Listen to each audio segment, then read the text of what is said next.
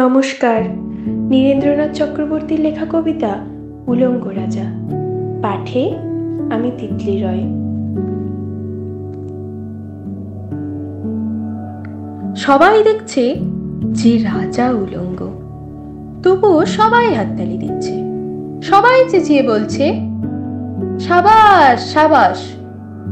কারো মনে সংস্কার, কারো ভয়, কেউ বা নিজের বুদ্ধি অন্য মানুষের কাছে বন্ধক দিয়েছে, কেউ বা পরান্নভোজী, কেউ কৃপাপ্রার্থী, উমেদার প্রবঞ্চক, কেউ ভাবছে রাজবস্ত্র সত্যি অতীব সূক্ষ্ম, চোখে পড়ছে না যদিও তবু আছে, অন্তত থাকাটা কিছু অসম্ভব নয়।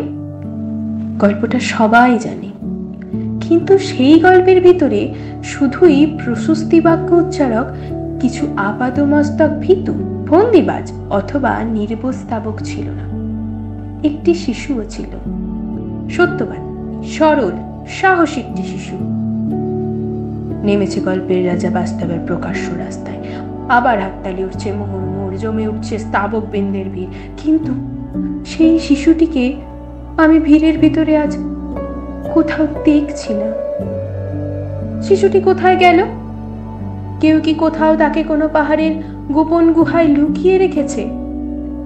নাকি সে পাথর, ঘাস, মাটি নিয়ে খেলতে খেলতে ঘুমিয়ে পড়েছে কোনো দূর নির্জন নদীর ধারে, কিংবা কোনো প্রান্তরের গাছের ছায়ায়? যাও, তাকে যেমন করেই হোক খুঁজে আনো। সে এসে একবার এই উলঙ্গ রাজার সামনে নির্ভয়ে দাঁড়াক। সে এসে একবার এই হাততালির ঊর্ধ্বে গলা তুলে জিজ্ঞাসা করুক, রাজা, তোর কাপড় কোথায়? নমস্কার।